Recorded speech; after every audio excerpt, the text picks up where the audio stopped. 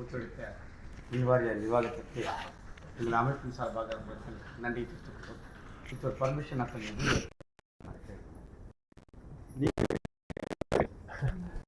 ஏற்கனவே இந்த கடிதத்தில் ஏற்கனவே கொடுத்துருவோம். ஸ்ட்ரெயிட் டு த பாயிண்ட் அப்படின்ற வகையில் கொடுத்த முன்மொழிவிலிருந்து நாங்கள் கொடுத்த அந்த பாயிண்ட் கொண்டு போய் ஒன்றா சொல்ல நினைக்கிறேன். ஊதியவரை 1/2023 இருக்க வேண்டும். 4 ஆண்டுகளுக்கு என்று வரையறை செய்யப்பட வேண்டும். ஊதியம் என்ற தலைப்பில் நீங்கள் கொடுத்த முன்மொழியில் டிரான்ஜெக்டோ அப்படின்னு தான். ஆனால் கம்பெனியாக 3ஆக 4ஆக பிரித்த கம்பெனிகளை பற்றி இல்லை. It is understood. நான் புரிந்து கொண்டால் கூட இந்த செட்டில்மெண்ட் டிராஃப்டில் கிரீன் எனர்ஜி தெர்மல் உட்பட இருக்கிற அனைத்து நிறுவனத்தில் பணியாற்ற பணியாளர்களுக்கும் பொறியாளர்களுக்கும் இது பொருந்தும் என்ற வகையில் அது தெளிவாக குறிப்பிடப்பட வேண்டும் என்று நான் பே என்ற விஷயத்தில் நீங்கள் முன்மொழியில் கொடுத்துருக்கீங்க 6+3 என்று சொல்லியிருக்கீங்க. இந்த 24-2025 நிதியாண்டில் 2100 கோடி ரூபாய் லாபம் ஈட்டு இருக்கக்கூடிய இந்த சூழலில் 4 ஆண்டுகளுக்கு முன்பாக கொடுத்த 1/2019 கொடுத்த ஊதியம் என்பது 6+3 தான். அப்பொழுது இருக்கிற விலைவாசி உயர்வு பல்வேறு விஷயங்கள் கணக்கீடு செய்தோம்னா மீண்டும் அதையே கொடுப்பது என்பது பொருத்தமல்ல. இன்னொன்று, அப்பொழுது கொரோனா காலம் என்பதனால் பல காரணிகளை சொல்லி இது 6+3 என்று சொன்னோம். இப்பொழுது நிலைமை மாறி இருக்கு, விலைவாசி உயர்ந்திருக்கு, லாபத்தை ஈட்டிருக்கிறோம் என்ற வகையில் எங்களது சங்கத்தினுடைய சார்பாக 9% கொடுத்தர வேண்டும் என்று நாங்கள் பேசுகிறோம். சர்வீஸ் வெயிட்டேஜ் நீங்கள் 10 ஆண்டுகளுக்கு 1 என்று சொல்லியிருக்கீங்க. 10 ஆண்டுகளுக்கு 1 என்பதை விட ஒரு ஆண்டு குறைத்து 9 ஆண்டுகளுக்கு 1 என்று சொன்னால் இன்னும் கொஞ்சம் ஒரு 2000-3000 பேர் பெனிஃபிட் அடைவாங்க என்ற வகையில் சர்வீஸ் வெயிட்டேஜ் 9 ஆண்டுகளுக்கு 1 கொடுக்கும். இன்னொன்று கூடுதலாக என்னென்னா 1/2023 25 ஆண்டுகள் 25 இயர்ஸ்னு ஒரு சில்வர் ஜூப்ளி செலிப்ரேஷன் ஒரு நிறுவனத்தில், அது மின்சார வாரியத்தில் ஆபத்து நேர்ந்த பணி 25 ஆண்டுகள் பணியாற்றி இருக்கக்கூடிய ஊழியர்களுக்கு பொறியாளர்களுக்கு பொறியாளர்களுக்கு என்று வருகின்ற பொழுது நாம் எப்போ ஒரு செலிப்ரேஷன் 25 இயர்ஸ்னால் இன்க்ரிமெண்ட் கொடுக்குறோம், இன்சென்டிவ் கொடுக்குறோம் என்ற வகையில் இந்த செட்டில்மெண்ட்டில் 25 ஆண்டுகள் பணி முடித்த ஊழியர்களுக்கு கூடுதலாக இன்னும் ஒரு சர்வீஸ் வெயிட்டேஜ் கொடுக்க வேண்டும் என்று எங்கள் சங்கத்தின் சார்பாக கேட்டேன். இந்த வேலை பளு அப்படின்ற விஷயத்தில் நீங்கள் ஏற்கனவே சொல்லியிருக்கீங்க, வேலை பளு செப்பரேட்டாக பேசிக்கலாம்னு சொல்லியிருக்கீங்க. ரைட், செப்பரேட்டாக பேசிக்கலாம்னு சொல்லியிருக்கிற அதே நேரத்தில் இந்த இடத்துல என்ன சொல்லியிருக்கீங்கன்னா, ஒர்க்லோட் என்ற தலைப்பில் ரேஷனல் ரெகுலேட்டரி நாம் settlement and right ceasing would be the basis and a new cadre has been recruited will be included என்ற ஒரு சரத்து அதுக்கு முன்னுக்கு பின் முரணாக. ஓகே, நான் அப்படியே சார்கிட்ட சொல்லியிருக்கேன். இருந்தாலும் இது இங்கே நம்ம பேசணும்னு இருக்காங்க. ஸோ அதை எடுத்துருந்தா ரைட், அது எடுத்துட மட்டும் ஒர்க் அவுட் பேசிட்டு நம்ம அதை பேசலான்ட்டு தான் அந்த பாயிண்ட் சொல்கிறேன். கூடுதல் அது என்னன்னா 22/2/2018 வேலைப்பளு ஒப்பந்தத்தில் பழைய வேலை அந்த வேலைப்பளு ஒப்பந்தம் ஆல்ரெடி சைனான ஒப்பந்தம் ஸ்டில் இன்னைக்கு நடைபெறுகிறது. சைனான ஒப்பந்தத்தின் அடிப்படையில் 6 ஆண்டுகளுக்கு போஸ்ட் சைன்ஷன் கொடுக்கல, ரிட்டையர்டான எம்ப்ளாயிஸ் ரீப்ளேஸ்மெண்ட் ரெக்ரூட்மெண்ட் பண்ணலை, எதுவுமே பண்ணல. இப்போ எதுவுமே பண்ணாமல் இருக்கின்ற பொழுது அந்த பணியை யார் செய்கிறாங்க? ஏற்கனவே எக்ஸிஸ்டிங் இருக்கக்கூடிய தொழிலாளிகள் தான் 300 மடங்கு 400 மடங்கு வேலை செய்கிறாங்க. அப்படின்ற வகையில் தான் 2023ஆம் ஆண்டு போர்டு மீட்டில் 107வது வாரிய கூட்டத்தில் ஒரு 10,260க்கான ஒரு ப்ரப்போசல் வாரி அரசாங்கத்துக்கு போச்சு. அட்லீஸ்ட் அந்த 10,200 ஸ்டில் அது எனர்ஜி பண்ணுறது 10,200 ரெக்ரூட்மெண்ட் 260 தான் இருக்குது. நீங்கள் 1,850 இப்போ பைப் லைன் இருக்குன்னு வச்சுக்கோங்களேன், ஃபீல்டு இருக்குது. 10,260 கள உதவியாளர் 8000, அசஸர் 1300, ஏஇ ஒரு 600, டிஏ ஒரு 600, ஆல் டுகெதர் 10,200. அப்பொழுதே 1/3 பங்கு தான் அது 10,260. இப்போ 46,000 மேலே வேக்கன்ட் இனிஷியல் வேக்கன்சி வந்ததுனால கண்டிப்பாக அது ஏதாவது ஃபேஸ்ட் மேனரையாவது ரெக்ரூட்மெண்ட் பண்ணும். இந்த ரெக்ரூட்மெண்ட்டில் இந்த வேஜ் ரிவிஷன் இந்த செட்டில்மெண்ட்டில் கள உதவியாளர், ஏஇ, டிஏ, அசஸர், அக்கௌண்ட்ஸ் இது எல்லா கேட்டகரியிலும் ஃபேஸ்ட் மேனரை அட்லீஸ்ட் மினிமம் நம்பர்ஸில் ரெக்ரூட் பண்ணுவதற்கு இந்த ஒப்பந்த சரத்தில் இணைக்கப்பட வேண்டும் என்று நாங்கள் கேட்கிறோம். ஒரு பக்கம் ஒப்பந்தத்தை போட்டோம், ஒரு பக்கம் ஒப்பந்தம் போட்டு இன்னொரு பக்கம் நம்ம என்ன பண்றோம்? ஒப்பந்தத்துக்கு ஒப்பந்தத்துக்கு மாறாக நம்ம ரீடிப்ளாய்மெண்ட் டிஸ்கண்டினியூ பண்ணுறோம். என்னோட வேண்டுகோள் என்னென்னா, இப்போ நான் ஏற்கனவே லாஸ்ட் டைம் கூட சொன்னேன், கன்செஷன் ரைஸ் பண்ணுறதுக்கு நோட்டீஸ் அனைவரும் சர்வாயிடுன்னு சொல்லியிருக்கேன். ஒரு ஒப்பந்தத்தை போட்டு ட்ரைபார்ட்டி முத்தரப்பு ஒப்பந்தத்தை போட்டுட்டோம்னா அந்த ஒப்பந்தத்தை நிர்வாகம், தொழிற்சங்கம், அரசாங்கம் 3 பேர் ஆர்டர் பண்ணும். நாம் என்ன பண்ணுறோம், ஒப்பந்தத்தை போட்டுட்டு ரீடிப்ளாய்மெண்ட்டு டிஸ்கண்டினியூ அப்படின்னு பண்ணுறோம். ஹம்பிள் ரிக்வெஸ்ட் என்னன்னா, குறைந்தபட்ச ஒர்க்லோடு ஏரியாவில், சைன்டு ஏரியாவில், கமிட் பண்ண ஏரியாவில் நீங்கள் டிஸ்கண்டினியூ ரீடிப்ளாய்மெண்ட் அபாலிஷே பண்ணவே கிடையாது. பண்ணால் அது பிரீச் ஆஃப் செட்டில்மெண்ட்டு, பண்ணால் வைலேஷன் ஆஃப் செட்டில்மெண்ட்டு தெரிஞ்சே பண்ணுறோம். நான் இதை இவ்வளோ நாள் அதை பெருசு பண்ணலை. இது நம்ம நிறுவனம், நம்ம அதிகாரிகள், நம்ம அமைதியாக இருக்கோம். ஆனால் அது என்ன ஆகுது, அட் எண்டு மொத்தமாக எங்கள் தலையில் தான் பொலிசும் மொத்தமாக நாங்கள் சுமக்க வேண்டியது. அதை இந்த செட்டில்மெண்ட்டில் அதை கிளாஸாக இணைச்சோம்னா, ஒப்பந்தத்தின் அடிப்படையில் போடப்பட்ட அந்த பணியிடங்களில் ரீடிப்ளாய்மெண்ட்டு டிஸ்கண்டினியூ எதுவும் இருக்கக்கூடாது என்று எங்கள் சங்கத்தின் சார்பாக கேட்டோம். பஞ்சப்படி ஆசிட்டிஸ் நம்ம மாநில அரசு என்ன பயன்படுத்தப்படுகிறதோ அதன் அடிப்படையில் கொடுத்துடணும் அப்படின்றது. படிகள் சம்பந்தமாக சொல்லப்பட்ட விஷயங்கள் என்னென்னா, இதுக்கு முன்னாடி கொடுத்துருக்கிற ஒப்பந்த சரத்துக்கும் வித்தியாசம் இருக்குது. HRACCயை மாநில அரசோடு ஒப்பிட்டு போது right, and other allowances also மாநில அரசோடு ஒத்து போவது என்பது பொருத்தமில்லை. இந்த ஹில் அலவன்ஸ் இருக்குது, இதில் டிரான்ஸ்மிஷனில் வந்து ரிஸ்கில் பல அலவன்சஸ் நமக்கு இருந்துச்சுங்க. அதுக்கும் மாநில அரசுக்கு என்ன சம்மந்தம் இருக்குது? நமது ஊழியர்களுக்கு கொடுக்கக்கூடிய அலவன்ஸ் சம்பந்தமாக நாம் பேசி முடிவு அவ்வளோதான். HRACCயை பெட்டர் பே கமிஷன் 10th பே 8th பே கமிஷன் டெல்லி கொடுப்பாங்க, மாநில அரசு கொடுக்கும். அதுக்கப்புறம் நாம் அது பண்ணிப்போம். அப்போது அலவன்சஸ் என்பதை நாம் தனியாக பேசணும், உடனடியாக பேசணும், விரைவாக பேசணும். பேசுகின்ற போது ஆல்மோஸ்ட் டபுள் பண்ண வேண்டும் என்பது எங்கள் சங்கத்தின் சார்பாக கேட்டு.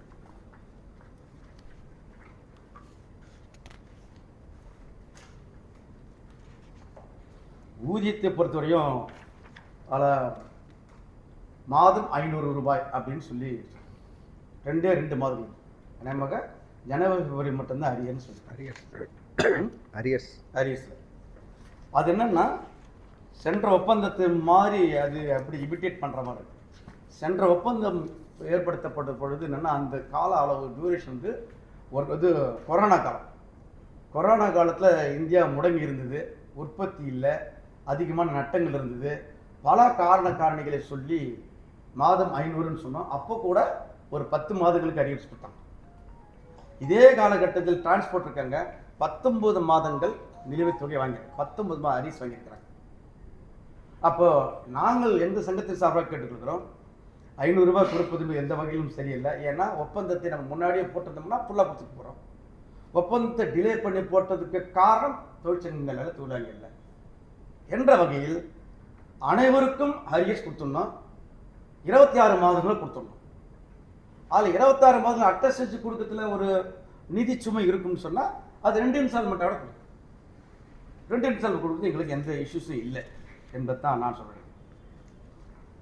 செலெக்ஷன் பீரியட் ஸ்பெஷல் கிரேட் அப்படின்றத நீங்கள் 9 ஆண்டுகள் 18 ஆண்டுகள் என்று அந்த ஒப்பந்த சரக்கு 9-20 இருக்கு. ஆக்சுவலாக 9-18 என்ற மாற்றம் வேண்டும்.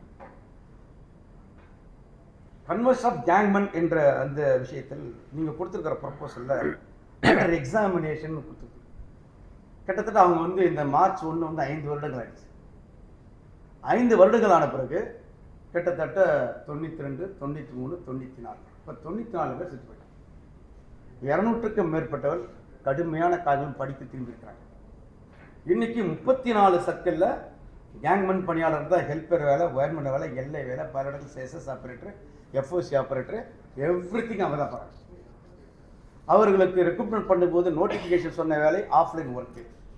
ஆனால் நமக்கு தேவைக்கு ஆட்களை பற்றாக்குறைக்கு பல இடத்துல அவர்களை பயன்படுத்திக்கணும். நாம் அதை வந்து பெரிய விஷயம் எடுத்துக்கல நாங்கள். ஆனால் இப்போ 19 ஜனவரி 19 நாங்கள் ஆஃப்லைன் வேலை தான் செய்வேன்னு சொல்லி இப்போது ஸ்டில் 50-60% ஆஃப்லைன் கூட பல இடங்கள் நடக்குது. நாங்கள் அமைதியாக இருங்க, பொறுமையாக இருங்க, செட்டில்மெண்ட் வந்து கேட்டு நெருங்கிச்சு, செட்டில்மெண்ட் ஒரு மாற்றத்தை கண்ட முடியும் என்ற உத்தரவாதம் அவங்களுக்கு சொல்லி நாங்கள் திரும்பவும் வலியுறுத்தி விடுகிறோம். அந்த கேங்மன் பணியாளர்களை ஒரே ஸ்ட்ரோக்கில் கலாதுறை மாற்றுவதை தவிர வேறு வழியே இல்லை. ஒரு தொழில் அமைதி நிலவ வேண்டும் என்று சொன்னால், மின்சார ஆளுங்கட்சிக்கு அரசாங்கத்துக்கு கெட்ட பேர் வரக்கூடாது என்று சொன்னால் நாம் அவர்களை கலவை மாற்றியே தேர்வு. 1 ரெண்டாவது, நீங்கள் வந்து அதை மாற்றுவதில் சிரமம் இருக்குது, பல காரணங்கள் இருக்குது அப்படின்னு சொன்னீங்கன்னா 9613 பேர் நான் ஆஃப்லைன் முறையில் தான் செய்வேன் அப்படின்னு ஒரு ஸ்டாண்ட் எடுத்துட்டாங்கன்னா, நான் ஏற்கனவே 50% போய்க்குது. இப்போ இந்த ஒப்பந்தத்தில் அது இல்லைன்னு கிளியர் கட்டாக அவங்களுக்கு தெரிஞ்சு போச்சு அப்படின்னு சொன்னால் ஆஃப்லைன் ஒர்க் தான் எடுத்தது யாரை வச்சு வேலை பண்ணுது? நீங்களே சொல்லு, யாரை வச்சு வேலை பண்ணுது? அது ஒன்று. இன்னொன்று, அவர்களுடைய எதிர்கால வாழ்க்கை என்பது இதில் அடங்கியிருக்குது. அதனால் நாம் வந்து இந்த ஒப்பந்தம் நீங்கள் கொடுக்க டிராஃப்ட் நகலில் கண்டிப்பாக ஒரே ஸ்ட்ரோக்கில் கள உதவியாளர் என்று மாற்றம் செய்து கொடுக்கணும். அப்படி கொடுக்கலன்னா வேறு வழியே கிடையாது. அவர்கள் கீழே இறங்கி போராடாங்க, சாலை மறியல் பண்ணுவாங்க, அரெஸ்ட் ஆவாங்க, ஜெயிலுக்கு போவாங்க. இது உறுதியாக நான் சொன்னல அவனா பண்ணிடுவான். நான் எப்போ எப்போ எப்போ வெயிட் பண்ணிக்கிறாங்க. நான் இல்லை பொறுங்கன்னு சொன்னால் கூட நாளைக்கு நைட்டு நாளைக்கு மறுநாள் அவன் கீழே இறங்கிடுவாங்க. இதுதான் கால நிலவரம். மின்சார வாரியத்தில் இப்படிப்பட்ட ஒரு எம்ப்ராசிங் சுச்சுவேஷன் வரக்கூடாது என்று போன சுற்று வார்த்தையிலே சொன்னேன், போன சுற்று பேச்சுவார்த்தையிலே சொல்கிறேன், இப்பொழுதும் சொல்கிறேன். ஏன்னா எல்லாம் எலெக்ஷன் போர்டுக்கு போகிறாங்க, பேச்சுவார்த்தை நடக்குது, சீசேரிங் நடக்குது. இந்த நேரத்தில் ஒரு முக்கியத்துவம் வாய்ந்த இந்த துறையில், மின்சாரத்துறையில் இது மாதிரி ஒரு விஷயம் நடந்துச்சு அப்படின்னு சொன்னால் அரசாங்கத்துக்கு கேட்டுக்கிறது. நாங்கள் கூட்டணியில் இருக்க வேறு வகையில் நாங்கள் ட்ரை பண்ணுற போகிறவங்க வேறு, அது தனி ட்ராக். ஆனால் நிர்வாகத்தில் வேலை செய்கிறோம். நீங்கள் தான் ஒப்பந்தம் போடுறோம், நாம் தான் ஒப்பந்தம் போடுறோம், நாம் தான் நோட்டிஃபிகேஷன் கொடுக்குறோம், என்ன ஒர்க்குன்னு சொல்கிறோம், ஒர்க்குக்கு மாற்றி வேலை செய்கிறோம். ஒர்க்கை மாற்றி வேலை செஞ்ச பிறகு ஆக்சிடென்ட் ஆகுது, செத்து போகிறான், பிஎன்எஸ் ஆக்ட் அட்ராக்ட் ஆகுதுன்றது கூட போன பேச்சுவார்த்தையில் சொல்லியிருக்கேன். ஆகையால் நான் நிர்வாகத்தை தயவுகூர்ந்து கேட்டுக்கொள்கிறேன், இந்த ஒப்பந்தத்தில் கேங்மென்ட் பணியாளர்களை கள உதவி மாற்றிட வேண்டும் என்ற அந்த கோரிக்கை என்பது நடந்தே தீர வேண்டும் என்பது எங்கள் சங்கத்தின் சார்பாக நாங்கள் அழுத்தமாக தெரிவித்துள்ளோம். அதே மாதிரி அதில் 1/2029 1/2023 வரை இந்த இடைப்பட்ட காலத்தில் கேங்மென் வாரிசு வேலை கொஞ்சம் பேர் கொஞ்சம் 600 ரூபாய் ஏஇ எக்ஸ்ட்ரா ஆல்டுவர் 11,500 உள்ள வந்திருக்காங்க. அவர்களுக்கு 6% கொடுக்கணும்னு சொன்னோம். இந்த 6% என்ற விஷயம் கோப்பு 1.5 வருஷமாக என்ஐ டிபார்ட்மெண்ட் போயிருக்கு. அனைவரும் இதில் எங்களுக்கு ஃப்ரீஸ் ஆகிடும்னு நினச்சினா ஆகலை. இந்த ஒப்பந்தத்தில் அது ஃப்ரீஸ் ஆகும். ஏன்னு சொல்ல வரனா, நீங்கள் அதை கொடுக்கலன்னா அது சம்மந்தப்பட்டவர்கள் பே நாமலி கிளைம் பண்ணுவாங்க. பே நம்ம இதில் கொடுக்குறோம், யாராலும் பாதிக்கப்படாது பே நம்ம கொடுக்குறோம். அப்போது அந்த 11,500 பே நாமலி கொடுக்கறதுக்கு அவங்களுக்கு ரைட் அண்ட் ராயலாக அவங்களுக்கு உரிமை இருக்கக்கூடிய கொடுத்துட்டு போகலாமே, கொடுக்க வேண்டும் என்று நாங்கள் கேட்குறோம். அதுக்கு வந்து நீங்கள் அண்டர் கன்சிடரேஷன், அண்டர் எக்ஸாமினேஷன் என்ற வார்த்தைகள் வந்து போட்டு இந்த வார்த்தைகளை சொல்லி கீழே இருக்கிற எங்களது அணிகளை, ஊழியர்களை, பொறியாளர்களை, தொழிலாளர்களை நாங்கள் சாந்தப்படுத்த முடியாது என்பதை நான் இந்த கமிட்டிக்கு தெரிவித்துக் கொள்ள கடமைப்பட்டேன். வேஜ் ரிவிஷனில் கிளாஸ் 1 and 2 அது ஏற்கனவே பலமுறை பேசுகிறோம், நேற்றை கூட பேசலாம். கிளாஸ் 1 and 2க்கு கொடுப்பது மிக மிக முக்கியமானது. நேற்று கூடுதலாக கொடுத்துருக்கோம். நாங்கள் பல காரணங்கள் சொன்னாலும் கூட நான் 2 காரணங்கள் முக்கியமாக சொல்கிறேன். எலக்ட்ரிசிட்டி ஆக்ட் 2003 செக்ஷன் 133 அந்த அடிப்படையில் நீங்கள் கொடுத்தே ஆகணும். யார் அதிகமாக வாங்குறாங்க கம்மியாக வாங்குற கொஸ்டினுக்கு இடமே கிடையாதுல. எலக்ட்ரிசிட்டி ஆக்ட் வந்து அரசு ஊழியர்களுக்கு கட்டுப்படுத்தாது, ஆசிரியர்களுக்கு கட்டுப்படுத்தாது. ஆனால் மின்சார வாரி ஊழியர்களை கட்டுப்படுத்தல. ஒன்று, அந்த ஜிஓ ஆக்டின் அடிப்படையில் போடப்பட்ட ஜிஓ இம்ப்ளிமெண்டேஷன் நாங்கள் நீதிமன்றத்தில் போட்ட வழக்கு, நீதிமன்ற வழக்கில் ஒரு இன்ட்ரீம் ரிலீஃப் கொடுத்துருக்காங்க, இன்ட்ரீம் ஆர்டர் கொடுத்துருக்காங்க, ரிலீஃப் ஆர்டர். அந்த ஆர்டரில் ஏற்கனவே பெற்று வந்த சலுகைகள் குறையாமல் பார்த்துக்கொள்ள வேண்டும், பார்த்துக்கொள்கிறேன்னு சொல்லி சிபோசில் அஃபிடாவிட் போட்ட அஃபிடாவிட் இதுதான் தீர்ப்பே. ஆனால் அந்த தீர்ப்பு 100% வைலேட்டட். இங்கே 8வது மணி 7வது மணி 9வது 10வது. ஸோ இந்த அடிப்படையில் நிறைய காரணங்கள் இருக்குது, நிறைய வேலை செய்கிறாங்க போகிறாங்க விஷயம். இது டெக்னிக்கலாக இந்த 3 காரணங்கள் வைத்துக்கொண்டு கிளாஸ் 1 ஆஃபீஸுக்கு கண்டிப்பாக கொடுக்க வேண்டும் என்று நாங்கள் கேட்கிறோம். அவர்கள் இப்போ நீங்கள் கீழே பார்த்தீங்கன்னா இப்போ 11 kV ஃபால்ட்டு, அதுக்கு மேலே 110 kV ஃபால்ட்டெல்லாம் வந்துச்சுன்னா ஏஇ, ஏடி, டிஇ, எஸ்சி நைட்டு 12 மணிக்கு 1 மணிக்கு நடு ரோட்டில் நைட்டில் நிற்பாங்க. எங்கள் களத்தொழிலாளர் நிற்பாங்க, சூப்பர்வைசர் நிற்பாங்க. வேறு எந்த துறையிலாவது இது மாதிரி யாரும் வேலை செய்யாங்களா சொல்லு? நைட்டு லேடி ஏஆர் இருக்கணும், நைட்டு 12 மணிக்கு 1 மணி நிற்கிறாங்க. லேடி ஏ சொல்கிறேன், ஏடி. அப்போது மற்ற துறைகளை பார்த்து நாம் அப்படி கம்பேர் பண்ணக்கூடாது என்பது தான் சொல்லணும்னு நினைக்கிறேன். மற்ற விஷயம் இந்த நீங்கள் கொடுத்த முன்மொழிவில் இல்லாத ஒரு சில விஷயங்கள், அதில் திமுக ஆட்சி நடக்குது. அவங்க தேர்தல் வாக்குறுதி கொடுத்தாங்க. தேர்தல் வாக்குறுதி 153 ஒப்பந்த ஊழியர்களை 10 ஆண்டுகளுக்கு மேல் பணிபுரியும் ஒப்பந்த ஊழியர்கள் அடையாளம் கண்டு பணி நிரந்தரம் செய்வோம் என்பது அவங்களுக்கு. அது தொடர்பாக நாங்கள் தொடர்ச்சியாக பேசிக்கொண்டு வரோம், கடிதங்கள் கொடுத்துருக்கோம், பல அமைப்புகள் போராடுறோம். நான் அந்த விஷயத்துக்குள்ளெல்லாம் போக விரும்பல. ஆனால் இப்போ இந்த இன்னும் ஒரு 2 நாள்ல 4 நாள் செட்டில்மெண்ட் ஆகக்கூடிய இந்த சூழலில் பெருசாக பண்ணிட முடியாதுன்னு எனக்கு நல்லா தெரியும். ஆனால் பிரச்சனை சால்வ் பண்ணுறதுக்கு ஒரு வழி சொல்கிறாங்க. என்ன சொல்கிறோம்? ஒப்பந்த ஊழியர் இருக்கிறாங்களா இல்லையான்னு டிபேட் நடக்குது. ஒரு பக்கம் இருக்கிறாங்களா இல்லையா, நாங்கள் இருக்கிறோம்னு சொல்கிறோம். தெர்மல் இருக்கிறாங்க, டிரான்ஸ்மிஷன் கார்பரேஷன் இருக்குது, டிஸ்ட்ரிபியூஷன் இருக்காங்க. டிஸ்ட்ரிபியூஷன் நீதிட்ட வழக்கு போட்டு ஜட்மெண்ட் காப்பி வச்சுக்கிற ஆட்கள் இருக்காங்க. அப்போ இருக்கிறாங்களா இல்லையான்னு டிபேட் நடக்கக்கூடிய இந்த சூழலில் ஒப்பந்த கூட இருக்கிறார்களா இல்லையா என்பதை அடையாளம் காண்பதற்கான ஒரு கமிட்டி ஒன்று அமைங்க. கமிட்டியை வச்சு அடையாளம் காணக்கூடிய விஷயத்தை பண்ணி கான்ட்ராக்ட் இருக்கிறாங்களா எனக்கு தெரிஞ்சு அப்படி ஒருவேளை இருந்தால் இருக்கக்கூடிய ஒப்பந்த கூட 766 ரூபாய் நேரடியாக கொடுங்க என்பது எங்களது கோரிக்கை. அப்போ பணம் கூட அதெல்லாம் ரெண்டாவது, இது அடையாளம் காணக்கூடிய ஒரு கமிட்டி அமைக்க வேண்டும் என்ற ஒரு 4 லைனை இந்த கமிட்டியில் சேர்க்கப்பட வேண்டும் என்பது எங்களது தொழிற்சங்கத்துடைய கோரிக்கையாக இருக்குது.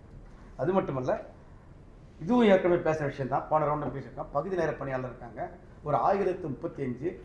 உண்மையிலேயே இந்த சமூகத்தில் மிக மிக மிக பிற்படுத்தப்பட்ட, பாதிக்கப்பட்ட, ஒடுக்கப்பட்ட பெண்களாக இருக்கக்கூடிய கைம்பெண்களாக இருக்கக்கூடிய அவர்களுக்கு ஒரு 4100 ரூபாய் சொற்ப ஊதியங்க. அந்த 4100 ரூபாய் கொடுக்க முடியல அப்படின்னு சொன்னால் என்னங்க? அது அக்கா வேலைக்கு வந்துட்டாங்க, தங்கச்சி வேலைக்கு வரலன்னு சொன்னாங்க. இது வந்து நிர்வாகத்தில் ஏற்பட்ட நிர்வாக டிலே காரணமே கிடைக்கல. ஆக்சுவலாக நிர்வாகம் கரெக்டாக ஃபாஸ்ட்டாக ரியாக்ட் பண்ணியிருந்தா கீழே டி ஆஃபீஸ், எஸ்சி ஆஃபீஸ் ஃபாஸ்ட்டாக மூவ் பண்ணி போட்டுட்டாங்கன்னா அந்த 1035 வேலைக்கு வந்திருப்பாங்க. இன்னைக்கு நாம டிலே பண்ணிட்டு அவர்கள் இங்கே தண்டனை அனுப்பிக்கிறாங்க. சம்பளம் இல்லாமல் வேலை செய்கிற ஒரு பக்கம், இன்னொரு பக்கம் 1000 1500க்கு மாதம் வேலை செய்யணும். 1000 1500 எந்த இடத்துல நடக்காதுங்க. ஆக பகுதி நேர பணியாளர்கள் 4100 ரூபாய் அடிப்படை சம்பளம், கிராஸ் சேலரி என்ன 6500 ரூபாய் அதிகபட்சம் வரும். அப்போ பகுதி நேர பணியாளர்களை நீங்கள் வந்து நாம் செய்த அந்த தவறு அது நிவர்த்தி செய்யப்பட வேண்டும். அவர்களை அடையாளம் ஏற்கனவே கமிட்டி போட்டு கமிட்டி மூலமாக அந்த ரிப்போர்ட் தான் டிலே. சும்மா சாதாரண பேர் கமிட்டி மூலமாக அந்த பேப்பர் டிலே. சில ரிப்போர்ட்ஸில் சில காலங்கள் பிளாங்காக இருக்குன்னு கேட்டோம். காலங்கள் பிளாங்காக இருக்குன்னு கேட்டது அந்த வாடிக்கையே பிளாங்காக போச்சு. பண்ணி அதை கன்சிடர் பண்ணால் அதை இந்த சரத்தில் சேர்த்து கொண்டு வர வேண்டும் நாங்கள் கேட்டோம். ஆரம்ப கட்ட பணிகள் நான் ஏற்கனவே சொல்லிட்டேன். 46,000 ஃபேஸ்ட் மேனரில் அட்லீஸ்ட் 3-4 இயர்ஸ்க்கு ஒரு ரோட் மேப் போட்டு ஒவ்வொரு கேட்டகரியிலும் எவ்வளோ எடுக்க வேண்டும் என்ற அந்த விஷயத்தை எடுக்கணும். அதே மாதிரி லெஃப்ட் அவுட் கேன்மெண்ட் அது எந்த அளவுக்கு பாசிட்டிவ்னு பாருங்கள். ஆனால் என்னென்னா இந்த 1850 கள உதவியாளர் கூட பைப் லைன் இருக்குது. இன்னும் வந்து பிசிக்கல் டெஸ்ட் வைக்க வேண்டியிருக்கு. அவங்க வர்றது குறைந்தபட்சம் 6 மாதம் ஆகும். இன்னும் 6 மாதத்தில் ரிட்டையர்டாக பாருங்கள். களப்பணி ஊழியர்கள் மட்டும் சொல்கிறேன், இந்த ஆண்டில் 4500 பேர். அது 87, 88, 89 ஐடி படிச்சுட்டு அந்த ஸ்கில்டு பர்சனாக வந்தவங்க எல்லாருமே ரிட்டையர்டாக போகிறாங்க, நான் உட்பட போகிறோம். அப்போ யாரை வச்சு வேலை செய்யுது? கீழே வேலை செய்வதற்கு ஆட்கள் இல்லை, ஸ்கில்ஃபுல் பர்சன் ஆள் கிடையாது. ஏற்கனவே இருக்கிற 300%, 400% வேலை கொடுக்க முடியுமா? ஏன் விபத்து நடக்காது? விபத்து கண்டிப்பாக நடக்கும். அப்போ குறைந்தபட்சம் இந்த லெஃப்ட் அவுட் கேங் பண்ணாது போட்டிங்கன்னா அவர்கள் இருக்கக்கூடிய நான் டிரான்ஸ்ஃபர் உட்பட அவருக்கு அட்ஜஸ்ட் பண்ணி அந்த பிரச்சனை தீர்த்துடும். அது என்ன சாத்தியம் இருக்கிறது என்று பாருங்கள். அப்போ லெஃப்ட் அவுட் கேங்மன் 5000 பேர் எடுத்துட வேண்டும் என்பது எங்களுக்கு கோரிக்கையாக திட்டம். சாரி டைப்னு சொல்லியிருக்கோம். அரசு துறைகளோட போர்ட்ஸு, கார்பரேஷன் அண்ட் அண்டர்டேக்கிங்ஸ் எல்லாம் ஒரு ப்ராசஸ் இருக்குன்னு சொல்லியிருக்கீங்க. அது வருமா நமக்கு தேவை என்பதை இந்த கமிட்டியில் பேசலாங்க என்று சொல்லி நீங்கள் அதை மின்சார வாரி ஊழியர்களுக்கு, பொறியாளர்கள், அதிகாரிகளுக்கு கொடுத்துட வேண்டும் என்று நாங்கள் இருக்கிறேன். இந்த டியர்னஸ் அலவன்ஸ் ப்ரொபோசல் கொடுக்கின்ற பொழுது அது என்ன கொடுத்துருக்கீங்கன்னா, அந்த sanction of revised dearness allowance to the employees pensioners of the TANGEDCO அப்படின்னு வரணும். ஆனால் அப்படி வரல. நீங்கள் கொடுத்துற முன்வடியில் அப்படி வரல. பென்ஷனர் விடுபட்டுருங்க சார். டியர்னஸ் அலவன்சஸ் மேபி அது டிராஃப்ட் இல்லாமல் இருக்க டிராஃப்ட் ரிசர்ச்லாம் நினச்சிருக்கீங்க. அதுதான் சின்ன சின்ன எரர் கடைசி வரைக்கும் கண்டினியூ ஆகிடாது. நோட் பண்ணி வச்சு அது கொண்டு போகணும். எம்ப்ளாயீஸ் அண்ட் பென்ஷனர்ஸ்னு வரணும். இடையில கவர்மெண்ட் என்ன சொன்னாங்க அப்படின்னா, இப்போ டிஏ கிடைக்காத பொழுது டிஏ ஒன்லி ஃபார் ஒர்க் தான், ரிட்டையர்ட் பர்சன் எதுக்கு டிஏ கொடுக்கணும் அப்படின்னு கவர்மெண்ட்டு சில கமெண்ட் பாஸ் ஆச்சு. வச்சுக்கோங்களேன். ஆனால் அந்த கமெண்ட் பாஸ் ஆனது நீங்கள் இந்த மாதிரி கொடுத்ததுனால அதுக்காக விட்டுட்டீங்களா அப்படின்னு எனக்கு டவுட் வந்துட்டு. கரெக்ட். ஓகே, அதை பார்த்துங்க. அதை இப்போ நீங்கள் சொன்ன அந்த முன்வடியில் நாங்கள் சொல்ல வேண்டிய எல்லாத்தையும் சொல்கிறோம். தொழில் அமைதி ஏற்பட வேண்டும். அனைத்து துறைகளுக்கு முக்கியமான துறை முதன்மை துறை மின்சார வாரியம். இந்த மின்சார வாரியம் அமைதியாக இருந்தால் தான் எல்லாருக்கும் சேவை செய்ய முடியும். அப்போ அமைதியாக இருக்க வேண்டும் என்று சொன்னால் இங்கே இருக்கிற தொழிலாளர்களும் பொறியாளர்களும் அதிகாரிகளும் மன நிறைவோடு வேலை செய்யணும். மன நிறைவோடு வேலை செய்வதை உத்தரவாதப்படுத்த வேண்டிய பொறுப்பு இங்கே இருக்கக்கூடிய வேஜ் கமிட்டி தலைவருக்கு, மின்வாரிய தலைவருக்கு. நாங்கள் அரசியலில் வேறு சில விஷயம் பேசுகிறாங்க கூட நாங்கள் உரிமையாக கேட்கக்கூடிய இடம் இது. எங்களுக்கு தலைவர் நீங்கள் என்ன வேலை வாங்குறீங்க, நாங்கள் வேலை செய்கிறோம், நைட் 2 டே வேலை செய்கிறோம், உங்கள் கிட்ட தான் நாங்கள் கேட்க முடியும் என்ற வகையில் தான் இந்த கோரிக்கை வைத்திருக்கிறோம். இதில் கூட ஏற்கனவே கடிதம் கொடுத்துருக்கிறேன். இந்த கிளாஸ் 1-க்கு இந்த 10 போஸ்ட்டில் ஆடிட் பிரான்ச்சில் ஏஏஓ, டெக்னிக்கல் பிரான்ச்சில் ஜேஎம் கிரேட், செக்ரட்டரி பிரான்ச்சில் செக்ஷன் ஆஃபீஸர், ஏடிஎம் பிரான்ச்சில் சூப்பரண்டன்ட், அசஸ்மெண்ட் கேடரில் அசஸ்மெண்ட் ஆஃபீஸர் ஏடிஓ, அக்கௌண்ட்ஸ் கேடரில் ஏடிஓ ஏஏஓ ஏடிஎம்ஓ, அப்புறம் stores officer, senior chemist, labour welfare officer எல்லாமே கிளாஸ் 2. இவங்களுக்கு நீங்கள் கொடுக்க மாட்டேன் வேஜேஷன் சொல்லிட்டீங்க அப்படின்னு சொன்னால் இத்தனை பேர் இன்னும் இதில் இருந்து 2 கேட்டகரி பேர் இவங்க எல்லாருமே பே நம்ம கிளைம் பண்ணுவாங்க. ஜூனியர் கெட்டிங் மோர் பேர் 10 பேருக்கு ஆக ஆரம்பித்தாங்கன்னா நீங்கள் 500 பேருக்கு 1000 பேருக்கு 5000 பேர் கொடுத்தே தரணும். வேறு வழியே கிடையாது.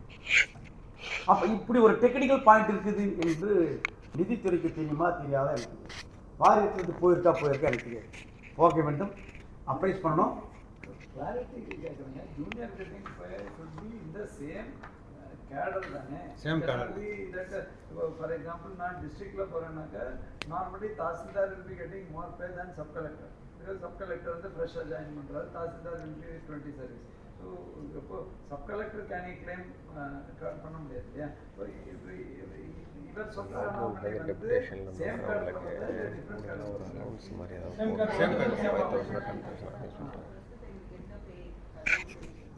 அவங்க ஏஓ ஆகும்போது பிரசன்ட் ஏஓ விட அதிகமாக சம்பளம் வர்றதுக்கு சான்சஸ் அப்போ அவங்களுக்கு கிடைக்கும்.